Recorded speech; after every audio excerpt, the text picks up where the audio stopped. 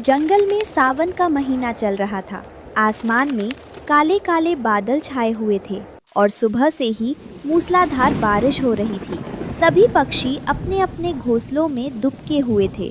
तेज हवाओं के कारण रानो चिड़िया का छोटा सा तिनकों का घोंसला कांप रहा था। घोंसले के अंदर भूख से बेहाल दो छोटे बच्चे रो रहे थे। माँ, पेट में बहुत चूहे कूद रहे हैं। कल रात से कुछ नहीं खाया। छी छी। हाँ माँ, बहुत तेज भूख लगी है। देखो ना, बाहर कितनी डरावनी बारिश हो रही है। हमें खाना कब मिलेगा माँ? मेरे प्यारे बच्चों, रो मत। माँ है ना अभी जिंदा। तुम दोनों यहीं घोंसले में एक दूसरे का हाथ पकड़ कर बैठो। मैं अभी तुम्हारे लिए कुछ खाने को लेकर आती हूँ। नहीं माँ, बाहर मत जाओ। इतनी तेज हवा चल रही है, कहीं तुम्हें कुछ हो गया तो हम क्या करेंगे? कुछ नहीं होगा मेरी बच्ची, भगवान पर भरोसा रखो। तुम दोनों बस घोंसले से बाहर मत झांकना। मैं बहुत जल्द वापस आऊँगी। रानो चिड़िया अपने बच्चों को छोड़कर उफनती बारिश में उड़ चली। तेज बूंदें उसके नन्हे पंखों पर तीर की तरह चुभ रही थी। उड़ते उड़ते वो काफ़ी दूर इंसानों की बस्ती में पहुंच गई। वहां उसने देखा कि बाजार में एक ठेले पर लोगों की भारी भीड़ लगी थी। लोग छाता लगाए खड़े थे और गर्मा गर्म धुएं निकलते मोमोज मज़े से खा रहे थे। रानो चिड़िया ठेले के पास एक पेड़ की डाली पर बैठ गई। वाह, ये क्या चीज़ है? इससे कितनी सुंदर खुशबू आ रही है। सफ़ेद सफ़ेद गोल गोल दाने। अगर इसमें से थोड़ा सा भी मेरे बच्चों को मिल जाए तो उनका पेट भर जाएगा। रानो हिम्मत जुटाकर उड़ती हुई सीधे दुकानदार के बर्तन के पास जाकर बैठ गई। दुकानदार मिर्च की चटनी पीस रहा था। ओ इंसान भाई, भगवान के लिए मेरी मदद करो। मेरे छोटे छोटे बच्चे जंगल में कल से भूखे हैं। इस तेज़ बारिश में मुझे कहीं अनाज का एक दाना नहीं मिला। कृपया मुझे थोड़ा सा खाना दे दो। अरे, ये चिड़िया उड़कर भागने की जगह मुझसे कुछ मांग रही है। ऐसा लगता है ये बहुत लाचार है। दुकानदार स्वभाव से बहुत दयालु था। उसने बिना देर किए एक छोटा सा पत्ता लिया, उस पर 4-5 गर्मा गर्म मोमोज रखे और रानो के आगे बढ़ा दिए। ले छोटी चिड़िया, घबरा मत। ये गर्मा गर्म मोमोज ले जा और अपने बच्चों का पेट भर। इंसानों की बस्ती से कोई माँ खाली हाथ नहीं जाएगी। तुम्हारा बहुत बहुत धन्यवाद भाई। भगवान तुम्हारी दुकान को हमेशा खुशियों से भरा रखे। रानो चिड़िया अपनी चोंच में मोमोज से भरा पत्ता दबाकर खुशी खुशी जंगल की तरफ उड़ने लगी। वो सोच रही थी कि आज उसके बच्चे भर पेट खाना खाएंगे। तभी रास्ते में एक सूखे पेड़ के कोटर में उसे एक बूढ़े उल्लू बाबा दिखाई दिए। उल्लू बाबा ठंड से कांप रहे थे और भूख के मारे उनकी आंखें बंद हो रही थी। ओह, कोई है? मुझे थोड़ी सी जान दे दो, कोई खाना दे दो। मैं कई दिनों से भूखा हूँ। आज इस बारिश में मेरे प्राण निकल जाएंगे। रानो चिड़िया ने जैसे ही ये सुना, उसके पैर ठिठक गए। उसने नीचे उतरकर उल्लू बाबा को देखा।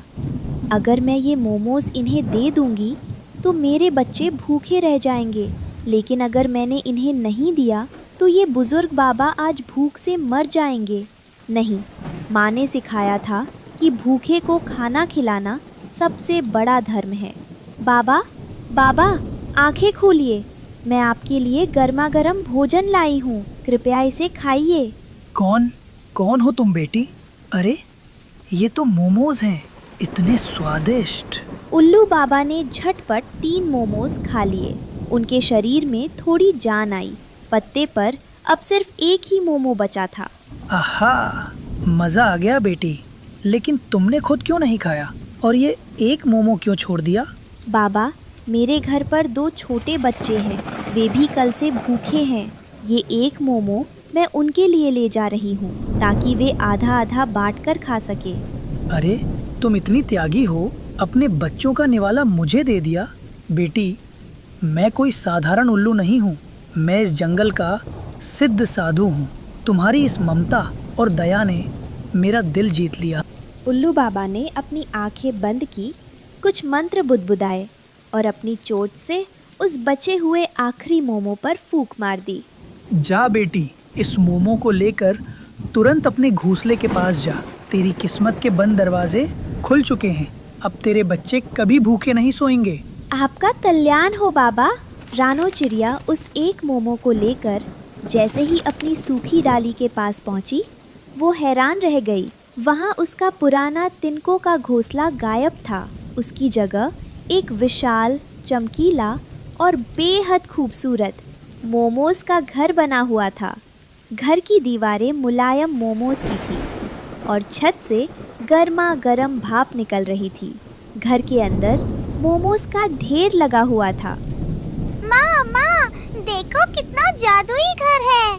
ये तो छूने में भी बहुत गरम और स्वादिष्ट है। हाँ माँ, इसमें से तो वही खुशबू आ रही है जो तुमने बताई थी। हमने पेट भरकर मोमोज खा भी लिए, पर ये खत्म ही नहीं हो रहे। हे भगवान, ये तो उल्लू बाबा का चमत्कार है। बाबा ने सच कहा था। आओ मेरे बच्चों, मुझे गले लगा लो। तभी पास के पेड़ से उड़ता हुआ लालची कालू कौवा वहां आ धमका। इतनी तेज बारिश में ऐसा आलीशान और खुशबूदार घर देखकर उसके मुंह में पानी आ गया। उसकी नीयत खराब हो गई। अरे ओ रानो, ये महल जैसा घर इस जंगल में कहाँ से आया? इस पर तो मेरा हक होना चाहिए। तू ठहरी एक मामूली गरीब चिड़िया। चल, खाली कर इस घर को। नहीं कालू भाई, ये घर मुझे एक महात्मा के आशीर्वाद से मिला है। ये मेरे बच्चों का आशियाना है। मैं तुम्हें इसे छूने भी नहीं दूंगी। अच्छा, तेरी इतनी हिम्मत? तू मुझसे जुबान लड़ाएगी? मैं अभी इस घर को तोड़कर इस पर कब्जा करता हूँ। देखता हूँ मुझे कौन रोकता है। कालू कौवे ने जैसे ही मोमोज के घर पर अपनी चोंच मारी, एक चमत्कार हुआ। जादुई घर की दीवारों से लाल लाल तीखी मिर्च की चटनी का फव्वारा छूटा और सीधे कालू कौवे की आंखों और मुंह पर जा गिरा। उफ! आहा! बाप रे बाप! मेरी आंखें जल गई। ये क्या बला है? कितनी तीखी मिर्च है। बचाओ, बचाओ! देखो कौवे मामा की चटनी बन गई।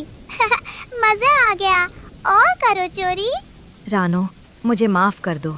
मैं दोबारा कभी तुम्हारे घर की तरफ आंख उठाकर भी नहीं देखूंगा। मुझे पानी दो, मेरी आंखें जल रही हैं। जाओ कालू भाई, नदी का पानी पियो। किसी गरीब का हक छीनने का नतीजा ऐसा ही होता है।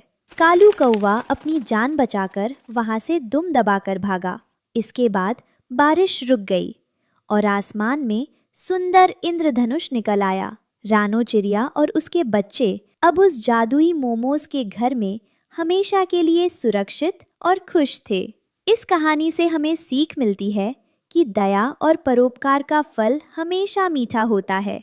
जब हम दूसरों की मदद करते हैं तो ईश्वर किसी न किसी रूप में हमारी मदद जरूर करता है।